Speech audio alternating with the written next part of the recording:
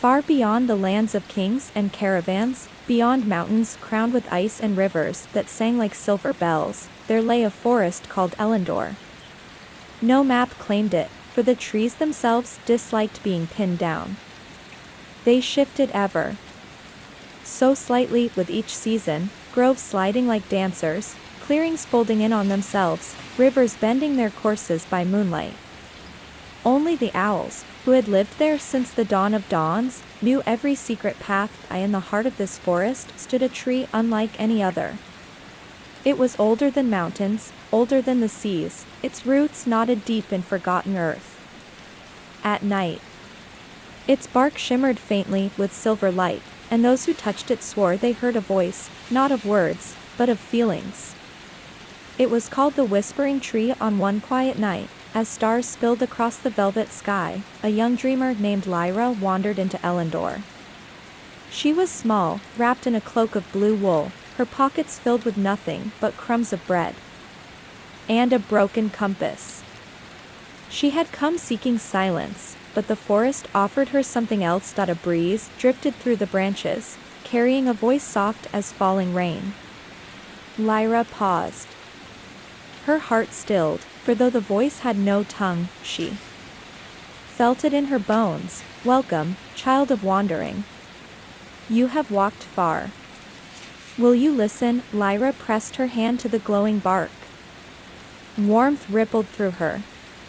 The stars above seemed to bend closer, as though listening too. I will, she whispered, though no one stood before her, and so the Whispering Tree began to tell its story, a tale of lost kingdoms, of stars that had once fallen to earth, of a promise left unfulfilled.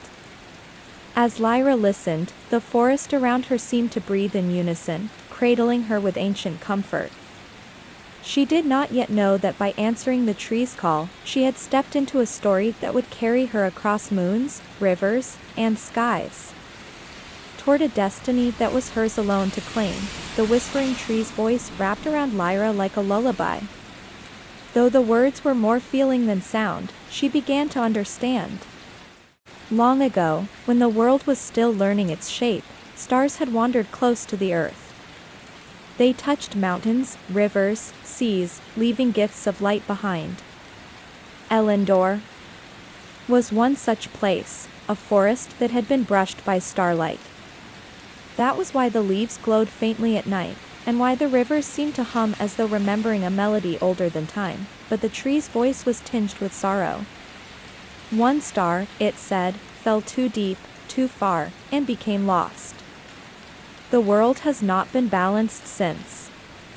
To find it is to heal what has been forgotten. Lyra, though small and weary from her travels, felt her heart stir.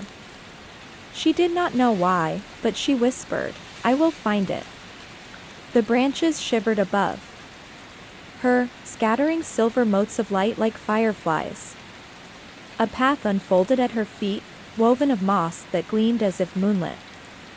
The forest had opened a way, and the owls stirred from their perches, silent guardians watching her first step. She walked, the air grew cool, filled with the scent of pine and wild mint. Shadows played gently, never threatening, as though the forest itself wished to soothe her fears. Soon, Lyra came upon a clearing where a pool lay, so still it seemed a mirror of the heavens. Stars glittered both above and below, endless and endless, until she could not tell which was sky and which was water. On the far side of the pool stood a figure, small, cloaked in feathers. Its eyes gleamed amber, and when it spoke, its voice was the deep calm of twilight. You have answered the call, said the owl being. Few do. Fewer still follow. Lyra bowed her head slightly, unsure if she should speak. The being tilted its head. You seek the lost star. But stars are not so easily held. Tell me, child, what do you carry in your heart that makes you worthy to bear its light? Lyra looked down at her empty hands. Crumbs, a broken compass, a threadbare cloak. Yet something rose within her, a steady flame, small but unyielding. I carry hope, she said softly. The being regarded her for a long time, then spread its wings. Then the path will open for you. Walk carefully, little one. The forest remembers, but not all memories are kind. And with that, the starlit pool rippled, parting into a stone bridge that had not been there before. Lyra took a deep breath, gathered her courage, and stepped onto it. Her journey had truly begun. Lyra's footsteps echoed softly on the stone bridge, though the air around her was hushed as if holding its breath. Each step she took caused the water below to ripple with light. When she glanced down, she expected to see her reflection, but instead, she saw countless versions of herself. Lyra as a child with scraped knees, Lyra older with hair touched by silver, Lyra walking in strange lands she had never known. Some versions smiled, some wept, and some gazed at her with steady, unblinking eyes her breath caught. "Are these my futures?" she whispered, the amber-eyed owl being, now perched at the pool's edge, answered in a voice like wind through branches. "They are threads. Some may unravel, others may weave into the great tapestry. Which becomes real depends not on fate, but on your choices." Lyra's heart quickened. The bridge stretched longer than it should, curving into mist that shimmered with starlight. She pressed forward, though unease tugged at her. Every few steps, the reflections shifted again, showing battles fought, songs sung, moments of triumph, moments of loss. She forced herself to look straight ahead, lest she drown in what might be at last. The mist thinned, and the bridge ended at the foot of an ancient archway of roots and stone. Beyond lay a grove where silver flowers bloomed like fallen stars. The air was filled with the hum of unseen wings, and the ground glowed faintly, as if the forest itself breathed beneath her feet. From the center of the grove rose another figure, tall and robed in leaves that rustled though no wind stirred them. Its face was hidden, yet its voice rang with both sternness and kindness. "You carry hope," it said, echoing the owl being's words. "But hope must be tempered by wisdom. The lost star cannot be found by light alone, you must walk through shadows as well." Lyra felt her courage waver. "Shadows?" The figure raised a hand, and the silver flowers bent toward her, their glow dimming.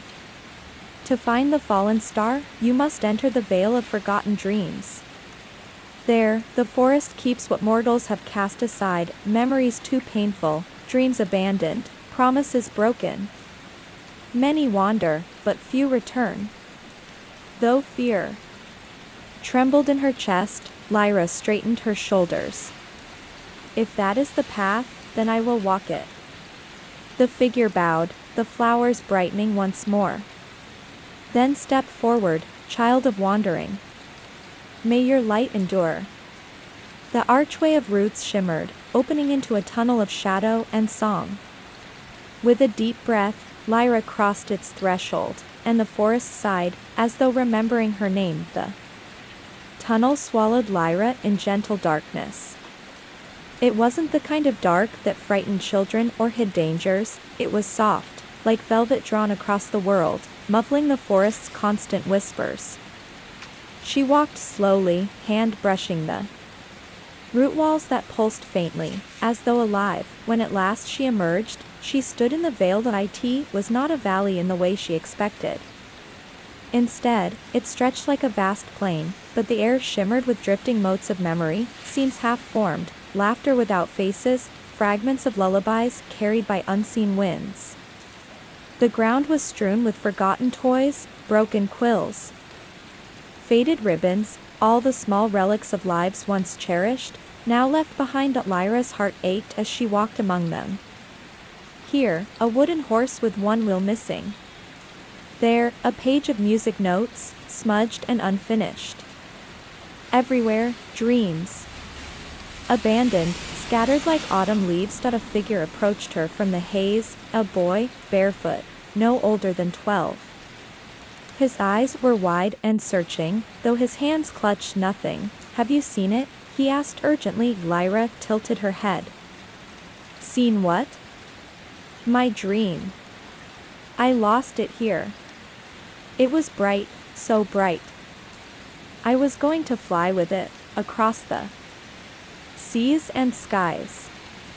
His voice cracked, and the memory motes around him dimmed. Lyra wanted to reach out, to comfort him, but the owl being's words echoed in her heart. Not all memories are kind. Gently, she said, perhaps your dream has only changed. Sometimes it does that. The boy's gaze faltered. For a moment, his form flickered like smoke, and then he was gone, leaving only a feather at her feet. Lyra stooped, picking up the feather. It gleamed faintly with silver light, pulsing with warmth.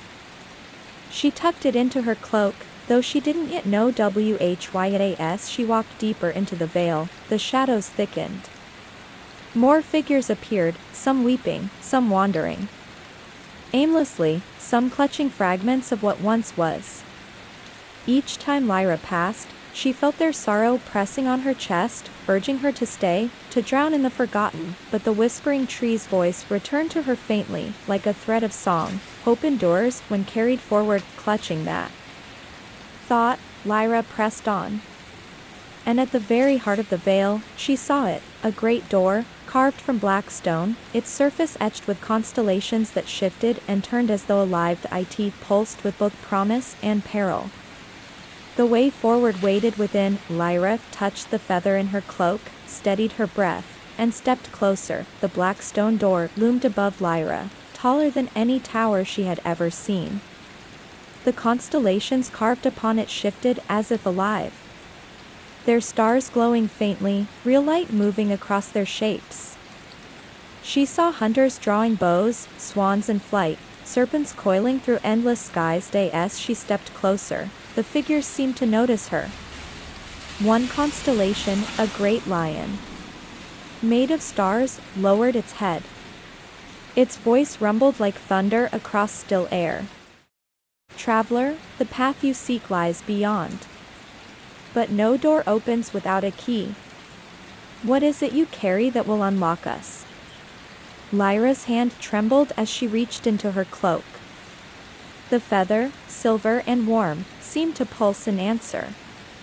She held it up, uncertain. The stars shifted. The lion's eyes gleamed brighter. A fragment of a forgotten dream, it said. This is enough. Place it where sky and stone meet. Lyra glanced around the door's frame and saw a small hollow at its center, shaped like a feather. She pressed the silver plume into it. The constellations flared with light. The serpent coiled, the swan spread its wings, and the hunter loosed a star-tipped arrow. Together, they spun, and the vast stone groaned as the door opened inward with the sound of ages turning. Beyond was not darkness, but an expanse of sky. Lyra gasped. She stood at the edge of a cliff that dropped into a sea of stars, swirling and endless. Constellations moved below, as if swimming in gentle tides, their light casting ripples across her face.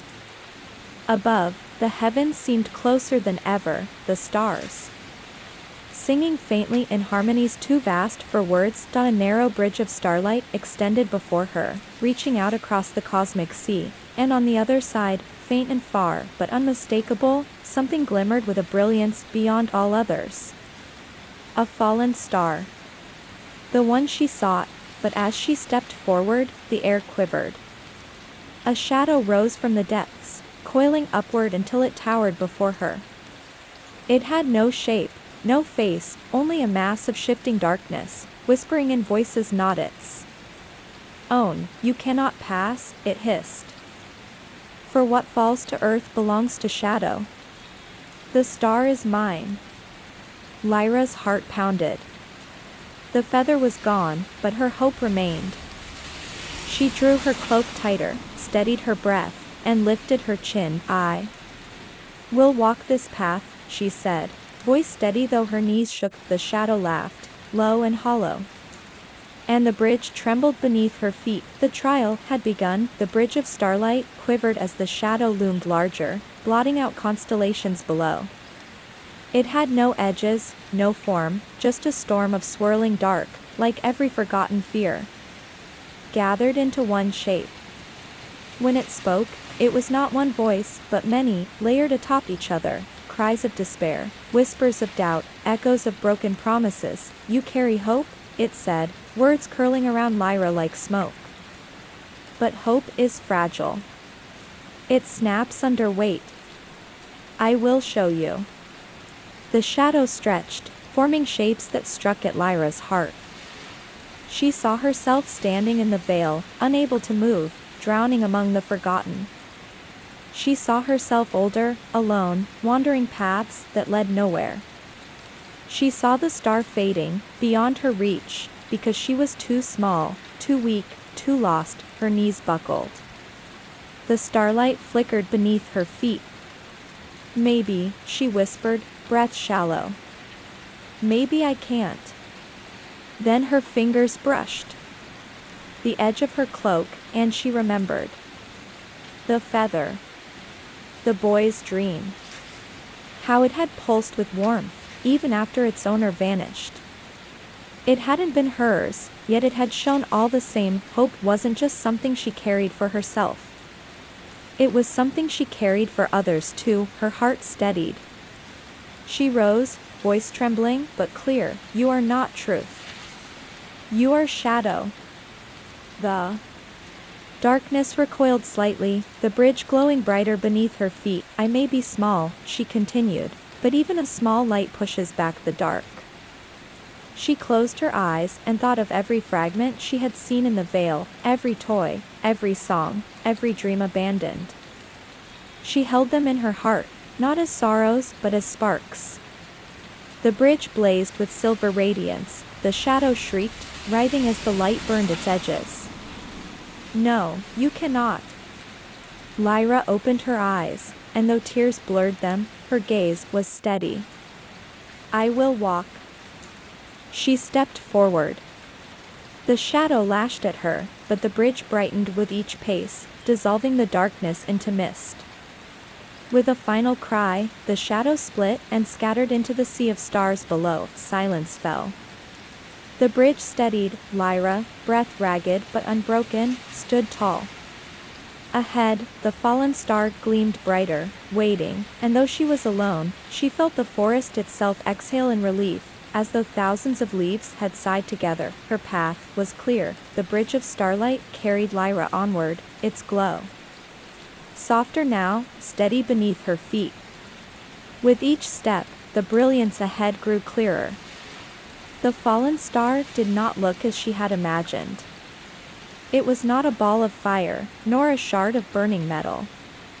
Instead, it appeared as a crystal heart, pulsing with radiance, warm, alive, and filled with 1,000 shifting colors, like dawn and dusk woven into one. But she stopped a short distance away, unable to breathe for a moment. The light bathed her face, filling her chest with warmth that eased the ache of her journey. For a moment, she simply stood there, letting it wash over her. "You've come far," said a voice, soft but resonant, like bells chiming beneath deep water. Lyra startled. The voice had come from the star itself. Its glow trembled as though it were breathing, and within its light she glimpsed shapes, mountains, rivers, forests, skies. The star seemed to hold pieces of the world in its heart. Lyra swallowed, her throat tight.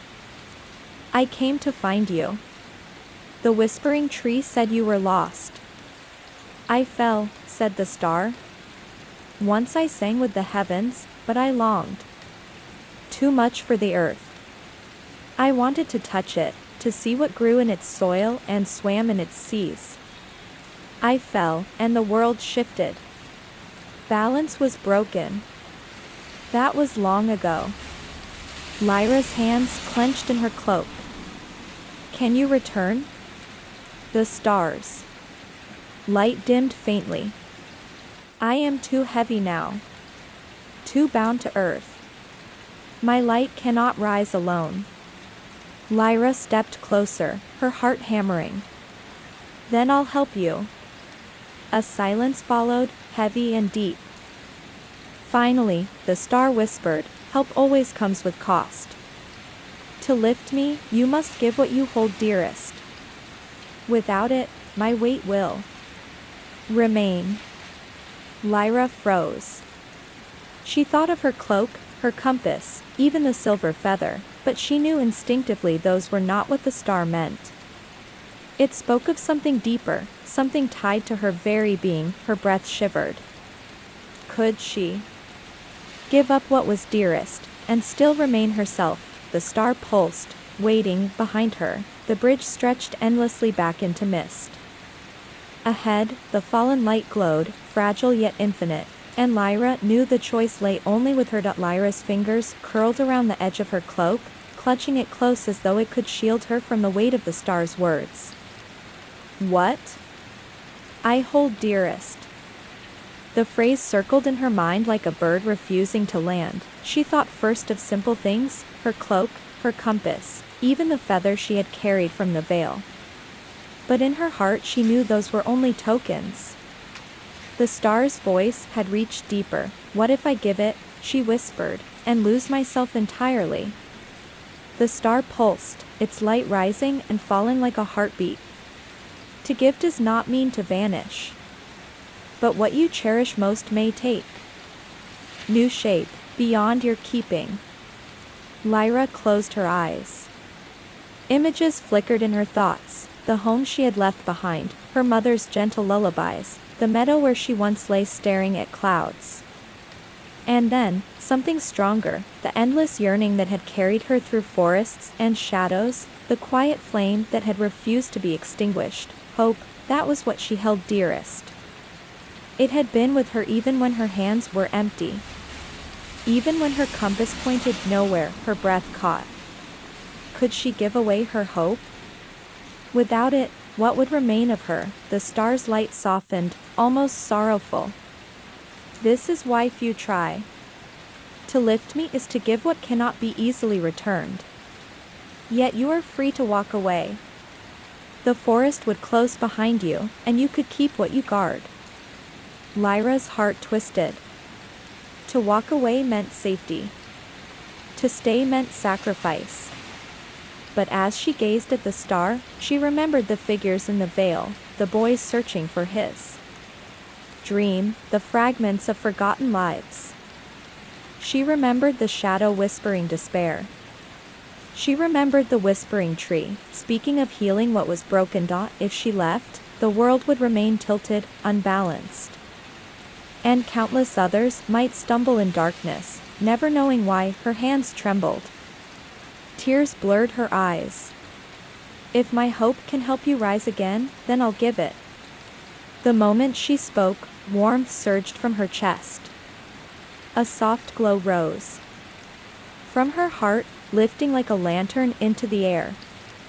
Lyra gasped, reaching instinctively, but it drifted forward, carried by unseen winds. The star opened like a flower of light, and the flame of her hope settled within. The bridge blazed white.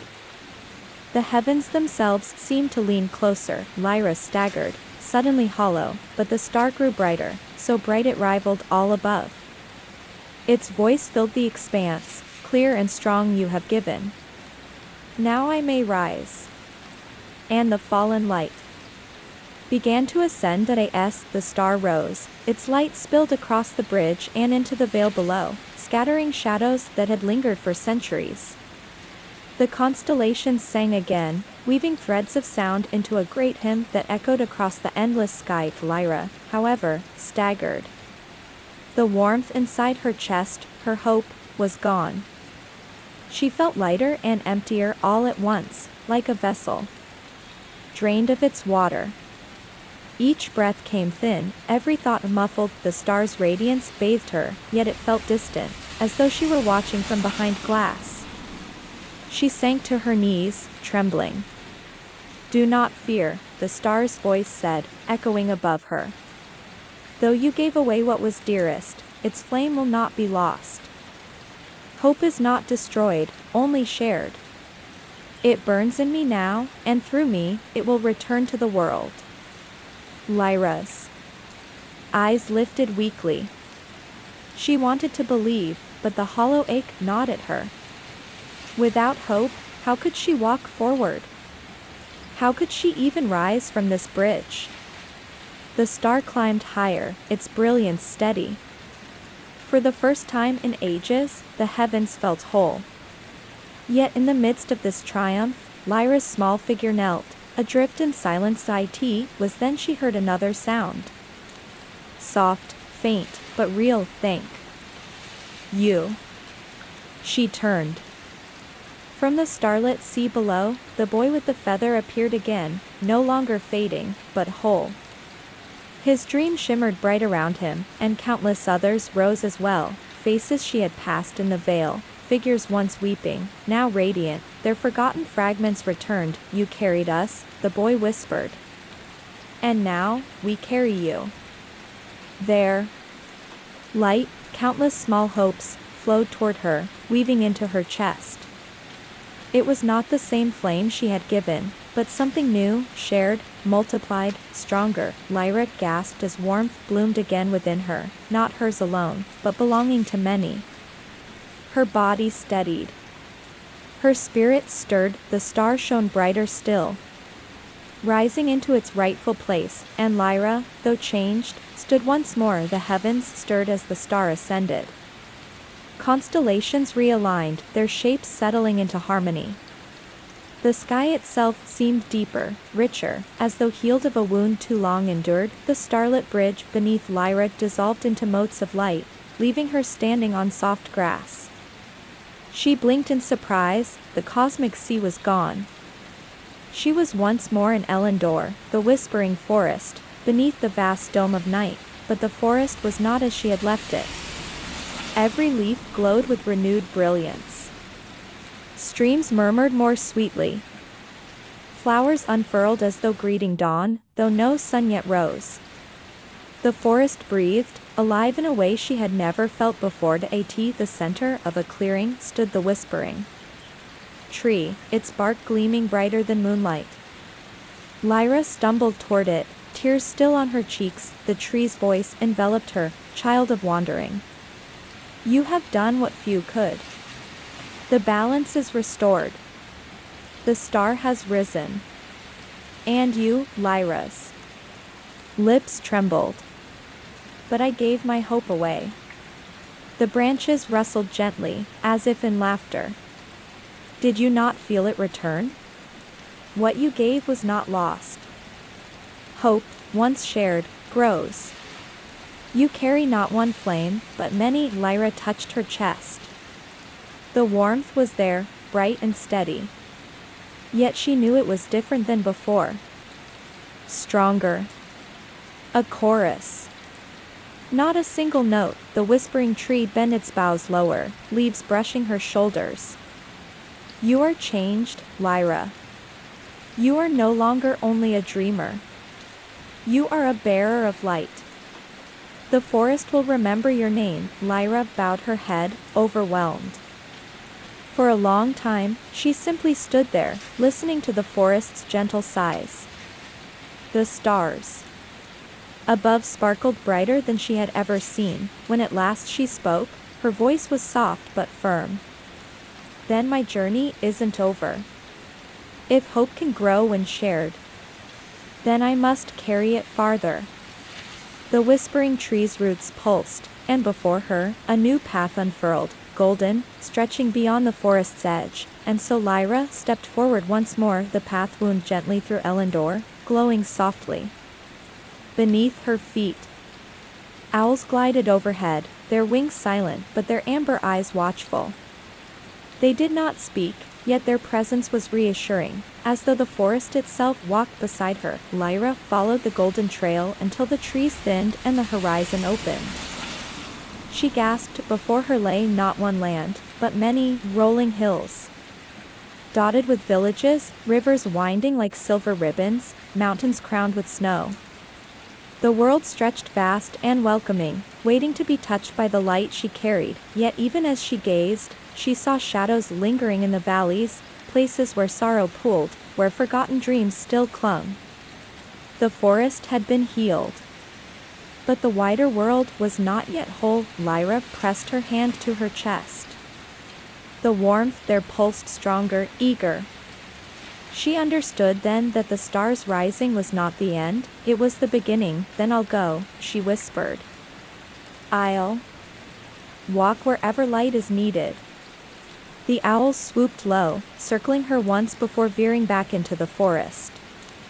Their silent blessing lingered in the air. Lyra adjusted her cloak, tucked her compass safely away though it no longer worked, and stepped onto the open road. The first hints of dawn touched the sky, painting it with hues of rose and gold. A new journey had begun. Lyra walked for many days, through meadows where wildflowers nodded, across bridges where rivers sang, and into towns where lanterns flickered warmly. Wherever she passed, people paused and stared, for a quiet glow seemed to follow her, a shimmer in her eyes, a warmth in her smiled eye. In one village, a child who had forgotten how to laugh found joy again when she sat beside him and told him a story. In another, a weary traveler found courage to continue after hearing her sing softly by the fire. Lyra did not always understand what she gave, but she saw the sparks kindling in others, and each time, the flame within her grew. It was in a mountain pass that she met her first true companion. A fox with fur the color of autumn leaves appeared at her side, watching her with bright, knowing eyes. When she offered bread from her pocket, the fox declined, but it trotted after her nonetheless. You'll walk with me? She asked softly. The fox flicked its tail, and that was answer enough. Days later, by a lake of mirrored waters, she found another, a tall wanderer clad in silver armor dulled by time. He carried no weapon, only a lute strapped across his back. I followed the light, he said simply. If you walk toward hope, then so will I. And so Lyra, the fox, and the lute-bearer continued together, their steps weaving into a rhythm of friendship. The road stretched onward, endless and bright. One evening, they came upon a river unlike any other. Its waters glowed faintly, and every ripple carried voices, not of people nearby, but of thoughts unspoken. When Lyra bent low, she heard them clearly. Will I ever be enough? Whispered the water. Why did I fail? Sighed another wave. What if tomorrow never comes? The river was heavy with doubt. The lute-bearer frowned, his brow furrowed. The fox growled softly, uneasy. Lyra knelt, dipping her fingers into the water. The voices swelled, pressing against her heart. For a moment she nearly drowned in them, the ache of countless unspoken fears, but she remembered the bridge of starlight, the shadow that had tried to consume her. She closed her eyes and whispered, even doubts are part of the song. Her light pulsed outward, and the river stilled. The questions did not vanish, but their weight eased, becoming gentler, like rain tapping on leaves. The lute-bearer strummed his instrument, weaving the voices into melody. The fox wagged its tail, satisfied. Together, they crossed the river, and Lyra felt the warmth within her deepen once again. Their journey brought them at last to a city that glittered on a hillside, every home lit with lanterns that swayed in the night breeze. Yet despite its beauty, the streets were hushed. The people moved quietly, their faces dim, their voices low. Lyra learned why from an old woman who sat weaving by her door. Long ago, the woman murmured, we gave up our dreams to keep the lanterns burning. Without them, the city would vanish into darkness. We are safe, but empty. Lyra's chest ached. She walked the streets, seeing children play without laughter, couples walking without joy, merchants selling without song. The lanterns burned, but the people's hearts did not. That night, she and her companions climbed the tallest tower. From there, she raised her voice and sang, not loudly, but with the same warmth that had carried her across the bridge of stars. At first, the city remained silent.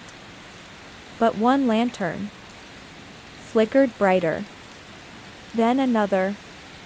And then, faintly, a child laughed, the sound spread, and soon the city bloomed with joy once more. The lanterns no longer drew their power from sacrifice, they drew it from the hearts rekindled, the people gathered below, lifting their voices in thanks. And Lyra knew the light had grown again. When dawn came, Lyra stood at the city's edge, with her companions. She looked up, where the star she had lifted now shone brighter than all others. For a moment, she thought she saw it pulse in greeting. As if proud of her, the fox pressed against her leg. The lute-bearer nodded quietly. The road stretched onward, lined with possibilities. Lyra touched her chest, feeling the warmth there. It was no longer just her hope, it was a living flame, carrying pieces of every soul she had touched. The whispering trees' words echoed faintly across the breeze. The forest will remember your name, Lyra smiled softly.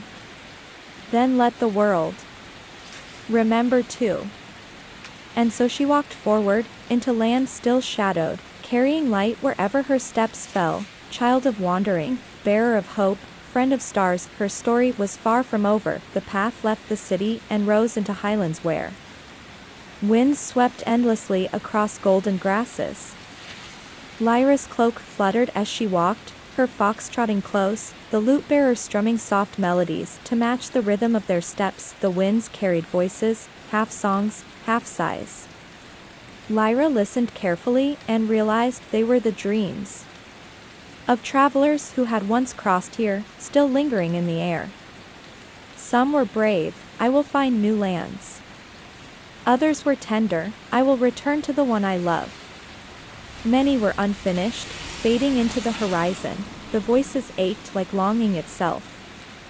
Lyra closed her eyes, and the flame in her chest responded. With every gust of wind, the voices steadied, their tones blending into harmony. The road hummed with quiet music, no longer scattered but whole. The lute-bearer's eyes softened. You're teaching even the wind to remember itself. Lyra smiled faintly. No. The wind already remembered. It only needed to be heard. And so they walked on, guided by songs in the air. Beyond the highlands rose a vast mountain of stone, its peaks jagged against the sky. The people in the villages at its base warned them, the mountain repeats what you fear most. Few climb without being broken. Lyra pressed her hand to her chest. Fear was no stranger to her, but she knew the path must be taken. With her companions beside her, she began the climb. The mountain spoke as they ascended.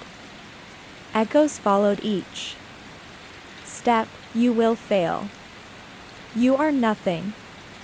You cannot carry others forever, the fox growled, for bristling. The lute-bearer frowned, clutching his instrument tighter.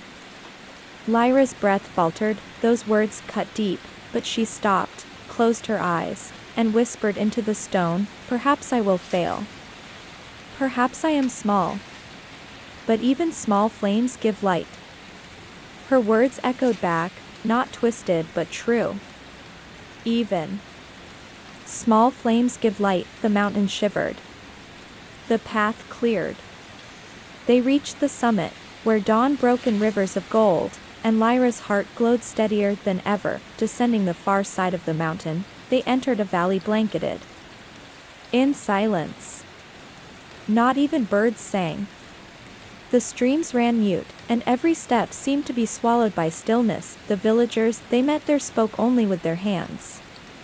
Long ago, they explained through gesture, their voices had been stolen by a wandering spirit of silence.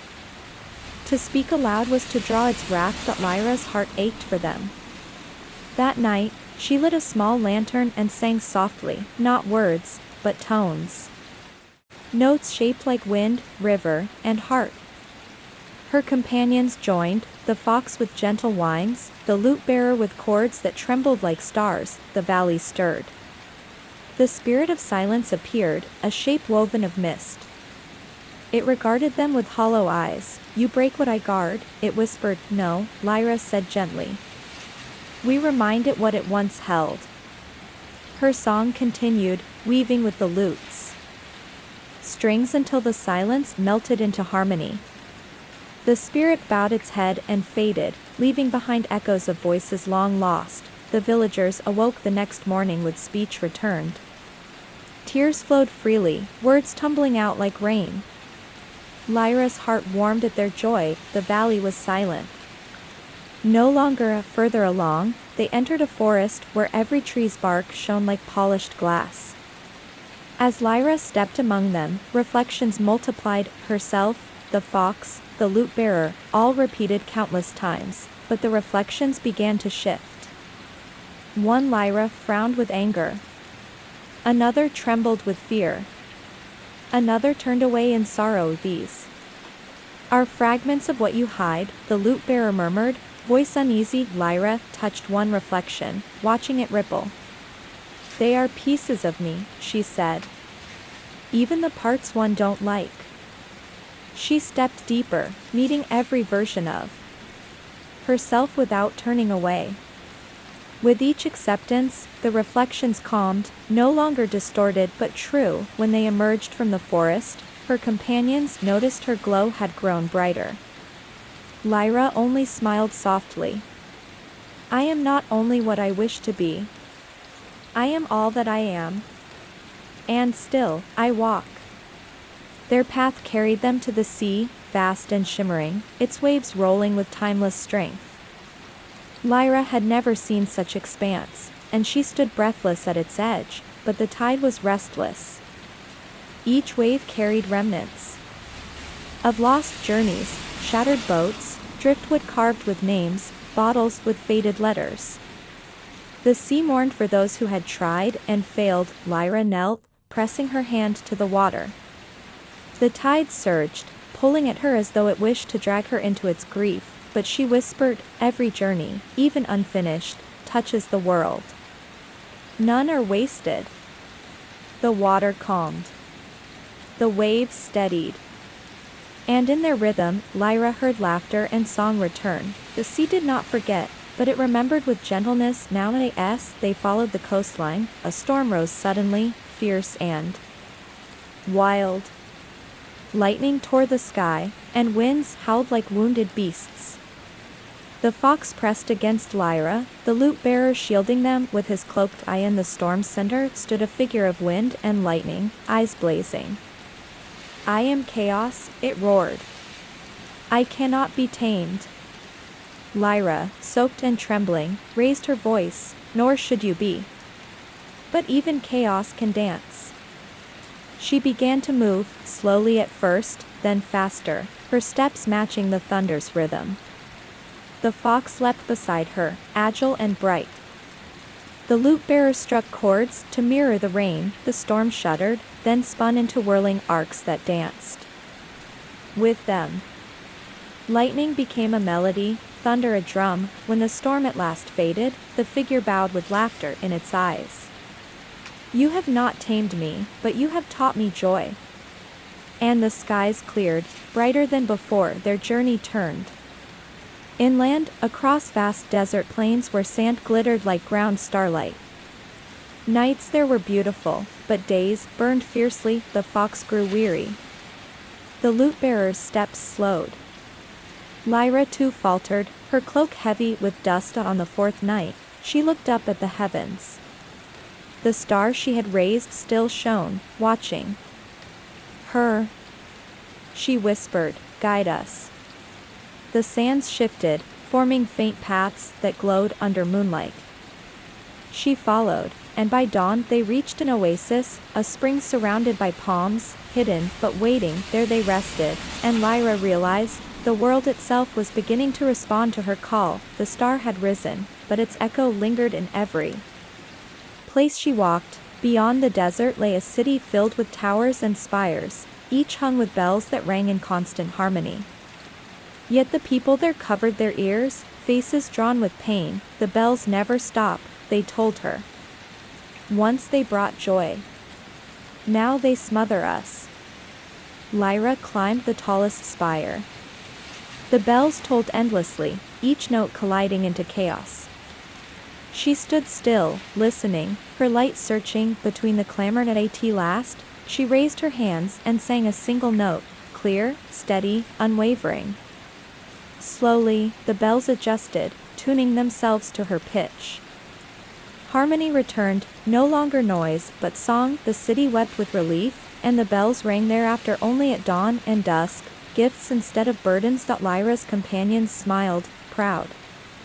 And Lyra felt her flame grow once again. 1 Twilight, they came upon a lone figure sitting by an arch of stone in the wilderness. His robes shimmered like twilight skies, and keys jingled softly at his belt. I am the keeper of doors, he said. I open paths to those who seek, but each door demands a memory in return. Lyra hesitated. She had already given much. But the road ahead seemed vast and tangled. What memory would you take? She asked. The keeper's eyes softened. The first song your mother ever sang to you. Lyra's breath caught. That memory was a cradle of comfort, her anchor. Could she let it go? The fox pressed against her leg. The lute-bearer touched her shoulder. And Lyra shook her head. No. Some memories are roots. Without them, hope cannot stand. The keeper bowed. Then you choose well. The true path opens not with loss, but with wisdom. And he let them pass, memory untouched. At last, they reached a meadow bathed in eternal twilight. Wildflowers swayed gently, and soft streams murmured nearby. The air itself seemed to hum with peace. Here, travelers often stopped, the lute-bearer explained. Some stayed forever, never wishing to walk further. Lyra lay among the flowers, Fox curled beside her, and for the first time in many days, she felt no urgency. No sorrow called her forward. No shadow lurked. The temptation was deep. To stay here, safe, surrounded by calm, it would be enough. But as she watched the stars rise above the meadow, she remembered the promise she had made to herself. The world still held shadows. Light was still needed. She rose, though her heart longed to rest longer. Not yet, she whispered. The fox yawned, the lute-bearer smiled, and together they left the meadow behind. They came to a bridge unlike any other, woven not of stone or wood, but of time itself. As they stepped upon it, Lyra gasped. Each plank they crossed showed a vision, herself as a child, herself grown older, herself standing beneath skies yet unseen. The lute-bearer murmured, "This bridge shows what might be." Lyra's chest ached. She saw joys she longed for, sorrows she dreaded, moments that made her tremble. The fox whimpered, seeing its own life unfold, short but bright. At the bridge's center, Lyra paused. "These are not certainties," she whispered. "Only possibilities." And with that, she walked forward, accepting them all. The bridge glowed warmly, steady beneath her feet, and carried them safely across a ruined city. They found a throne of stone, empty yet echoing with unseen voices. Once a king sat here, the echoes whispered. But he sought only his own glory. His throne outlived him, hollow and cold. Lyra touched the throne. It was vast, heavy, lifeless. For a moment, the forest's whisper echoed in her. Not all memories are kind. As she stepped back. A throne is not what I seek. And the throne crumbled, scattering into dust. The echoes faded, leaving silence and freedom. The lute-bearer smiled faintly. Your throne is the road. Lyra nodded. She had no crown, no seat of power, only steps that carried her forward. That night, they camped in a quiet glade. Lyra closed her eyes and dreamed, but it was no ordinary dream. She heard thousands of voices, the boy from the vale, the villagers of silence, the people of lanterns and bells. Each spoke, laughed, sang, their hopes flowing into her. She woke with tears, heart blazing with light. The fox licked her cheek. The lute-bearer whispered, "You're carrying them all now." Lyra nodded. "Then I'll never walk alone." The stars above pulsed, as if listening. Their journey led them to a cliff that overlooked an endless horizon. Beyond lay lands unknown. Shadowed but glimmering faintly with possibility, Lyra stood at the edge, cloak billowing in the wind. The flame in her chest was steady, her companions beside her, the stars shining above. She did not know what trials awaited, nor how far the road stretched. But she knew this: hope endured when shared. And wherever her feet carried her, she would kindle light. The fox barked softly. The lute-bearer strummed a note that rang clear and bright. Lyra smiled. "Come then. Tomorrow waits." And together, they stepped forward into the horizon. Lyra and her companions descended into a valley where a great silver river wound like a serpent. The current was swift, yet within its waters shimmered images, faces, places, fragments of stories. As Lyra bent to drink, she gasped. The river showed her childhood, her laughter, her first dream of the stars. The fox lapped at the water and whimpered, seeing its own first days. The lute-bearer dipped a hand and saw his lost brother's face. Tears fell freely. "This river remembers everything," Lyra whispered. "But it cannot carry all of it." The current trembled as if burdened by its own memory. Lyra placed her lantern upon the water, whispering, "Keep what brings light. Let the rest drift away." The river calmed. Its images shimmered gently. No longer overwhelming but tender. As they crossed on stepping stones, Lyra felt her own memories ease, not forgotten, but softened. They entered a clearing where a tower of pale feathers rose higher than the trees, glowing faintly in moonlight. Birds of every kind circled it, their calls weaving into strange music. The tower's base sat a blind woman, smiling. Each feather is a dream once carried skyward. But too many dreams piled here and could not fly. Lyra touched the tower. Gently. It swayed as though aching. The fox barked. The lute-bearer strummed a single clear chord.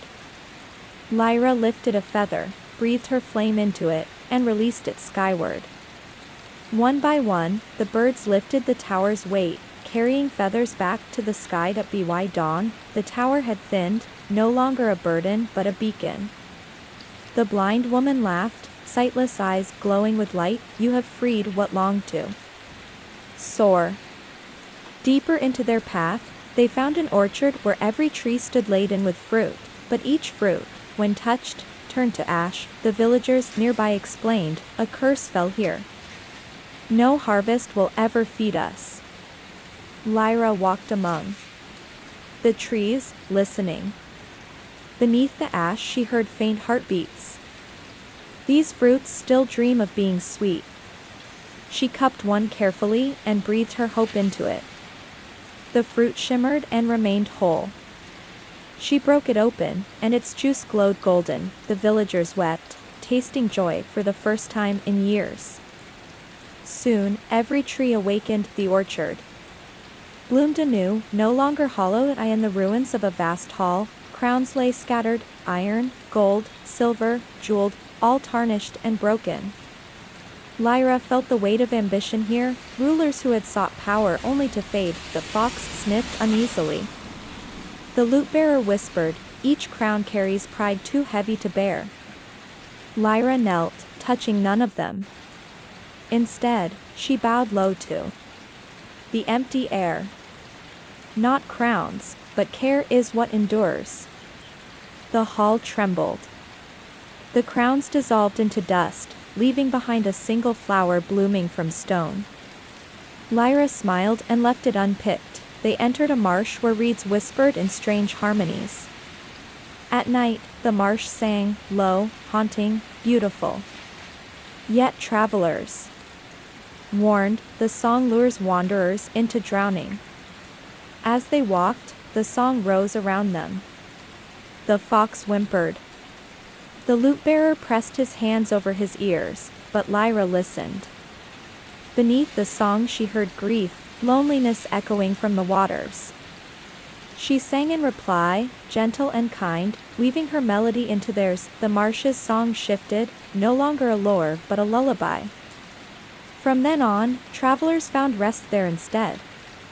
Of danger eye in the mountains ahead, they found a cavern lined with glowing threads of red, gold, blue, silver, stretching endlessly into darkness. That a weaver sat within, her fingers dancing. These are the threads of all lives. But some tangle, some fray. I cannot mend them alone. Lyra approached, touching one thread.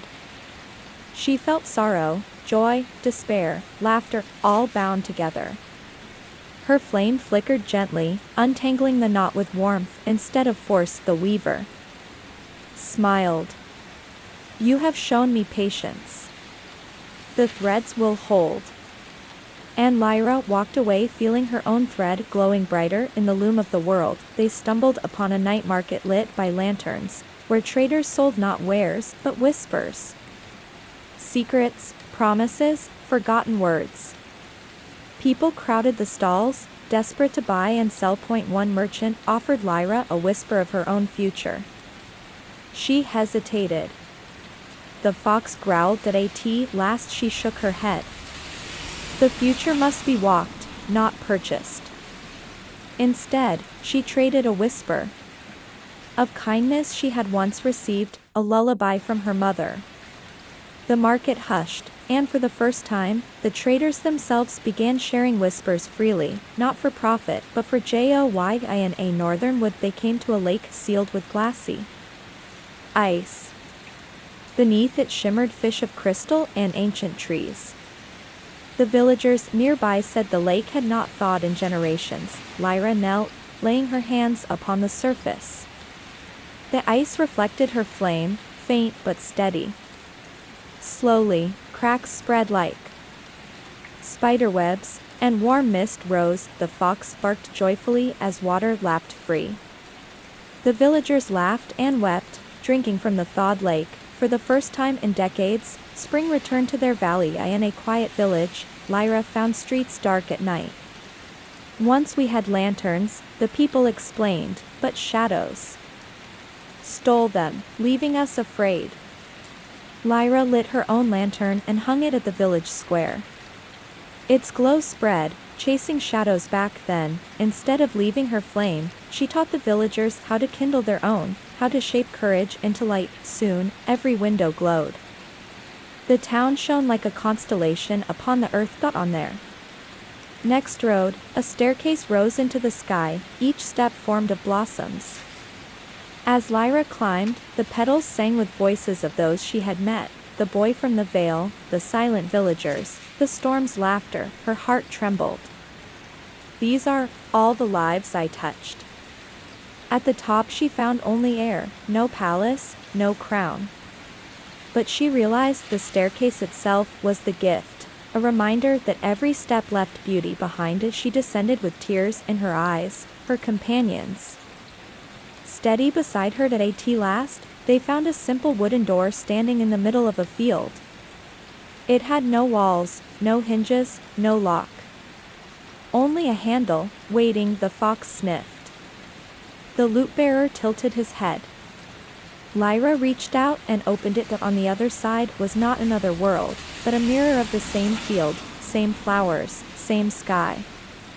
Yet, when she stepped through, her heart felt lighter, her flame steadier. She understood, sometimes a threshold is not escape, but renewal, and so she walked on, ready for what came next.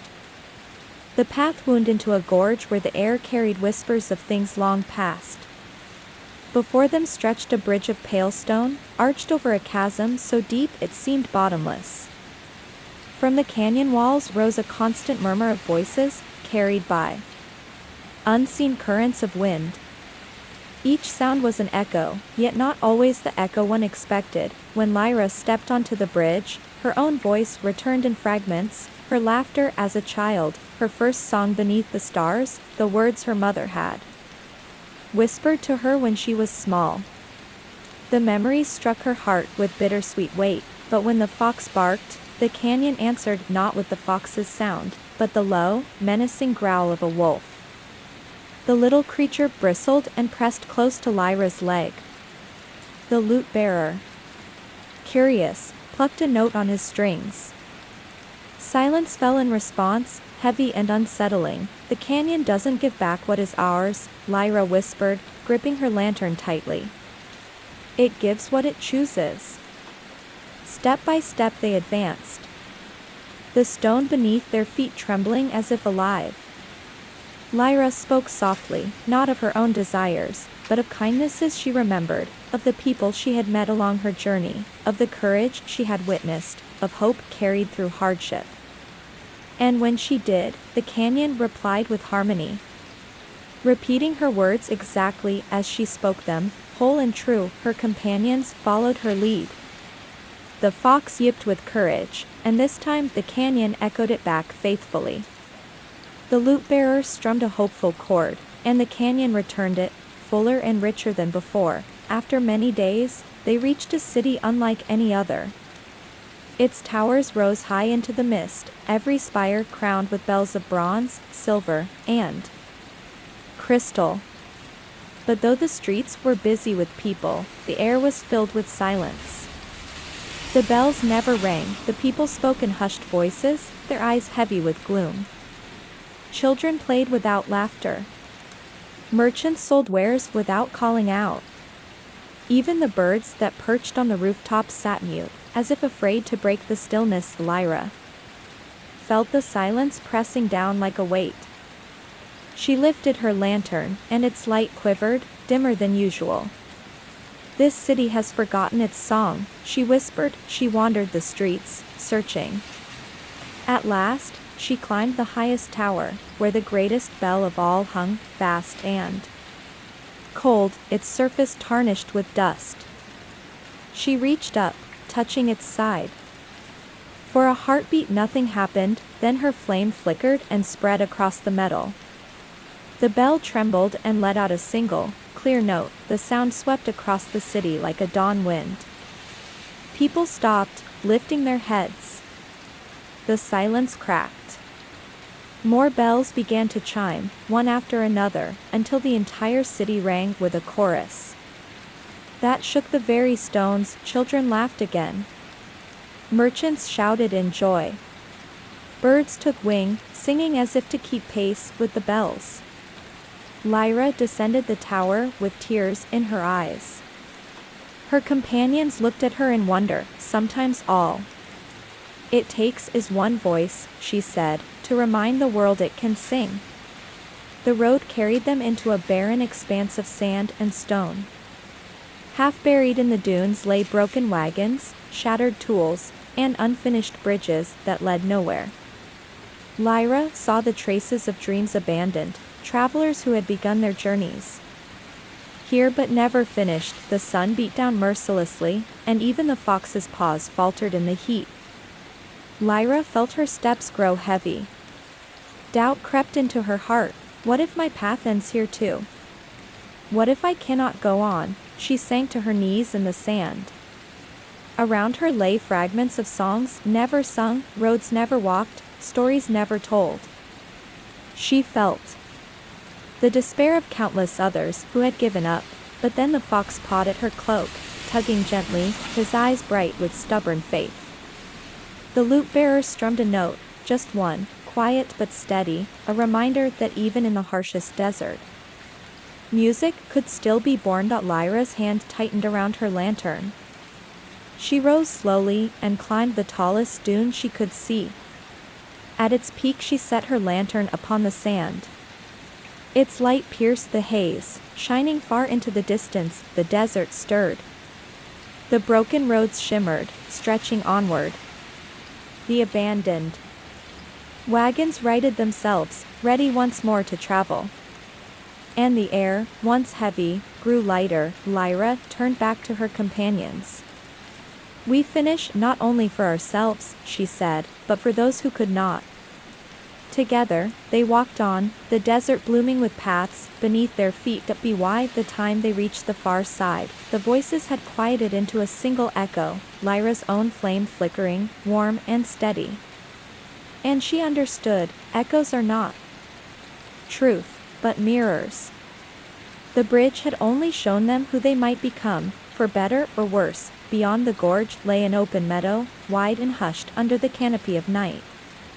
As the companions entered, they gasped, for stars were falling from the heavens like rain. They did not crash or burn, but drifted gently, each landing upon the grass and dissolving into drops of dew that shimmered like pearls. The fox bounded through the meadow with joy, snapping at the falling lights. Each time he caught one, it dissolved in his mouth into a taste of cool sweetness, like the memory of fresh water. The lute-bearer reached out his hand, and a star landed upon his palm, warm and pulsing like a heartbeat.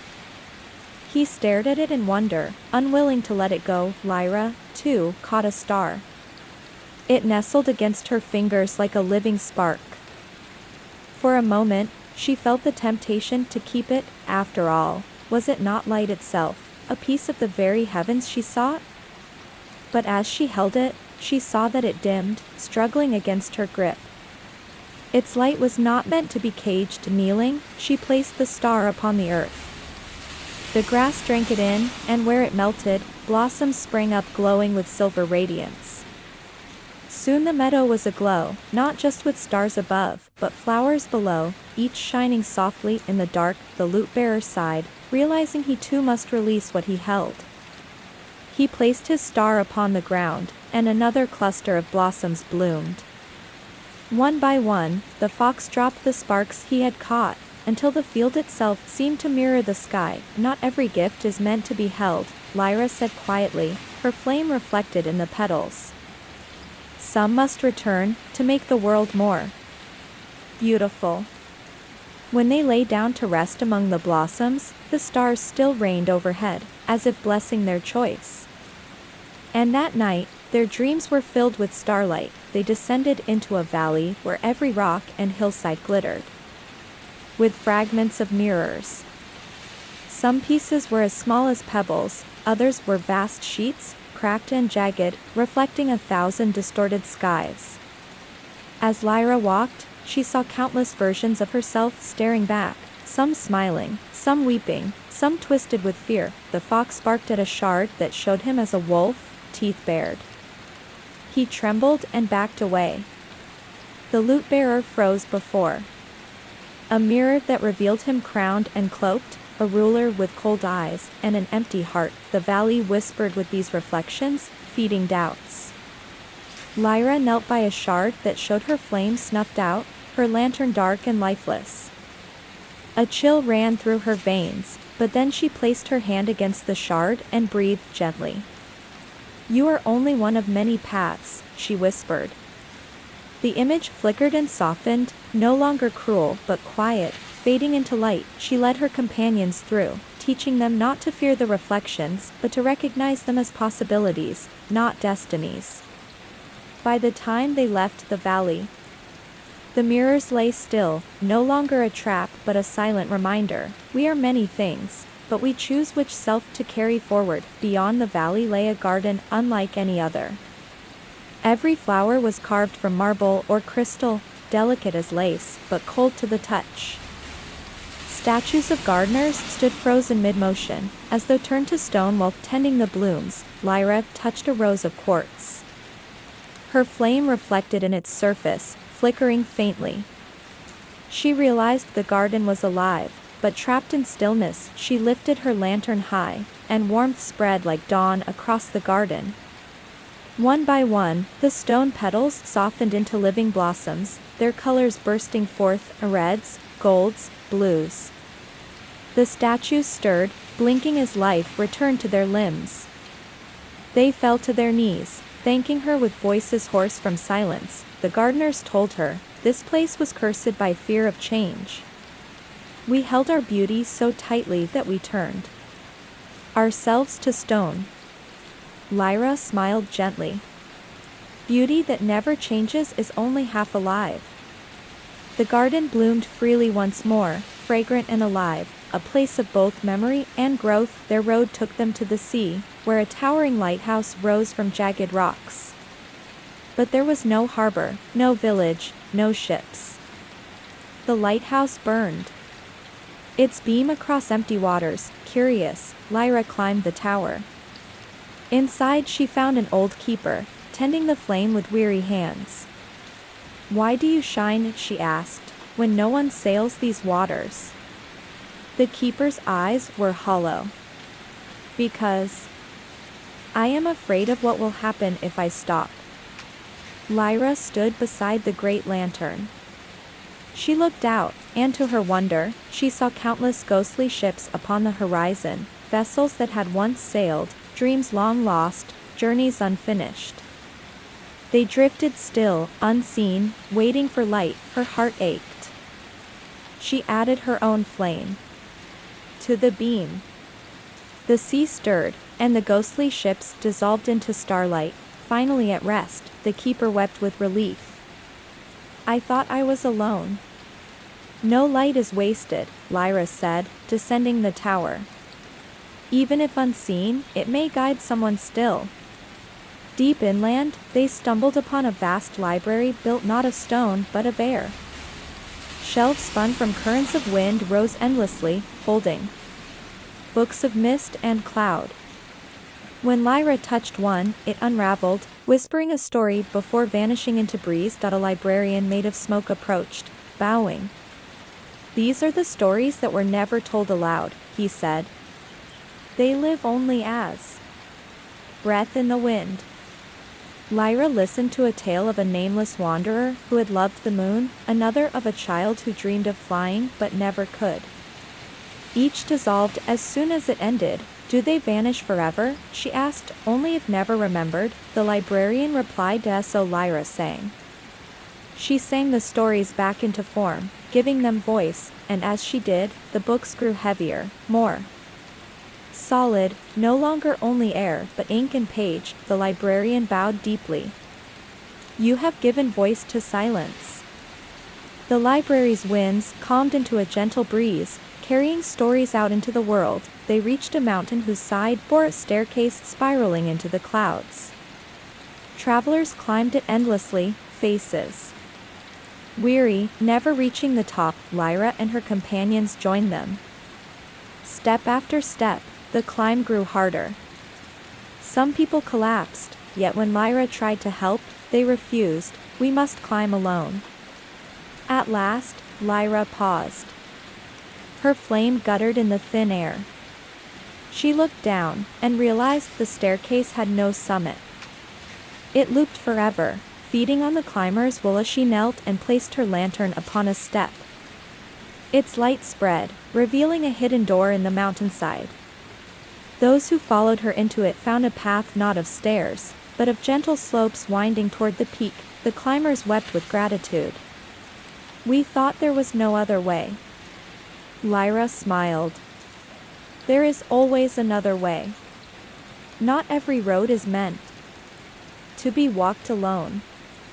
Across a canyon, they found a bridge of vast shapes, giants sleeping shoulder to shoulder, forming the crossing with their bodies. Their breaths rumbled like thunder, their dreams curling around the travelers in clouds of memory. The fox whimpered. "If they wake, we'll fall." The lute-bearer strummed softly, weaving a lullaby to soothe them.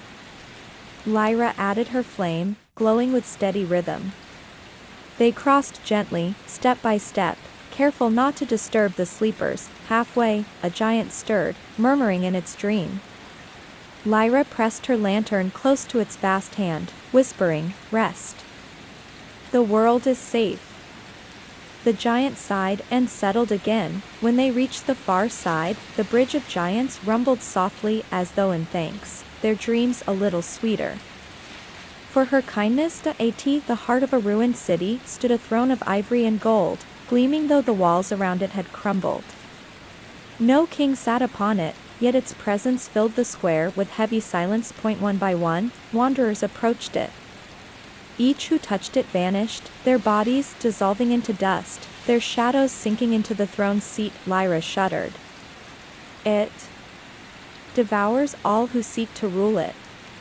But something compelled her forward. She touched the armrest, but instead of sitting, she set her lantern upon the throne. The ivory cracked. Shadows shrieked and scattered. The throne collapsed into nothing but dust and splinters. The ruins sighed with relief, as though released from centuries of burden. Not all seats are meant to be filled, Lyra said, and not all crowns are meant to be worn. Their road ended at a wide river, its waters circling endlessly in great loops, carrying boats round and round without ever letting them reach the opposite shore. Travelers sat in those boats, their faces pale, trapped in endless circles of regret. Lyra's heart ached. She called out, "Why do you not leave your boats?" They answered, "We cannot. We are bound to our own choices," always repeating them. Lyra stepped into the water, her lantern blazing. "Then I will walk with you until you find courage." Her light broke the current's loop. The boats drifted free, at last reaching the far bank. One by one, the travelers disembarked, their faces shining with new hope. Lyra emerged from the river soaked, but smiling, her companions rushing to her side. "Every path can begin again," she whispered, "if one dares to step out of the circle." They entered a clearing where the sky spilled comets like rain. Each streak froze as it touched the earth, becoming a glowing step of a staircase that rose higher and higher into the heavens. Travelers climbed eagerly, thinking the path led to eternal glory. Lyra placed her foot on the first step. It burned with cold fire, but it held her. She climbed slowly, lantern raised. Yet as the staircase rose higher, the stars beneath began to crumble, vanishing into nothing. Those who ran too fast fell screaming into the void. Lyra stopped. This is not a road upward, she realized. It is a reminder, what falls cannot be forced to rise the same way again. She turned back, guiding her companions safely down. At the base, she pressed her lantern to the soil, and the shattered steps melted into starlight that returned to the night above. Whole again, the next wood whispered with countless voices. Each tree spoke the names of travelers who had once passed by, repeating them endlessly. Some names were joyful, others wept, some cried out in anger. The fox heard his name and froze, tail bristling. The lute-bearer heard his, spoken with disappointment, and lowered his gaze. Lyra listened, waiting, and at last the trees whispered her own name, soft, unsure, as if testing her. She lifted her lantern. "I am not only the names I have been called," she declared. "I am also the names I have yet to earn." The forest fell silent. Then the trees began whispering new names. Dreamer, flame-bearer, dawn friend. Lyra smiled, tears shining in her eyes. Her companions lifted their heads, heartened by the new names the forest gifted them. They discovered a cavern where clocks of every shape lay in heaps, sundials, hourglasses, pendulums. All had stopped. In the center, a great dragon of silver scales slumbered, wrapped around a colossal clock whose hands had frozen at midnight. The air was heavy. Nothing aged, nothing grew. The fox's whiskers ceased to twitch. The lute-bearer's song froze mid-note. Lyra alone moved freely, her flame flickering against the stillness. She touched the dragon's scales and whispered, "Time must flow, or even dreams turn to dust." Her lantern blazed, and the great clock ticked once. The dragon stirred, opening eyes like molten suns. Instead of rage, it sighed, stretching its wings. With its movement, time rushed back into the cavern, sand fell, pendulums swung, music resumed. "Thank you," the dragon rumbled. Even I had forgotten how to wake. Over a deep gorge hung a bridge woven from countless cradles. Each swung gently, though empty. The air was filled with lullabies, sung by voices long gone. Lyra touched one cradle, and a vision of an infant filled it, a child never born into the world, yet dreamed of deeply. Another cradle showed a child who had lived, but forgotten their earliest song. Tears burned her eyes. She carried her lantern to the bridge's center and let it shine. The lullabies grew stronger, cradles filling with starlight instead of absence. The fox curled in one cradle for a moment, sighing as if remembering a warmth he had never known. The lute-bearer strummed a lullaby, weaving his own thread into the bridge. When they crossed, Lyra whispered, "Every beginning matters, even if it is forgotten." A palace of mirrors awaited, where masks hung from every wall, smiling, snarling, weeping, blank.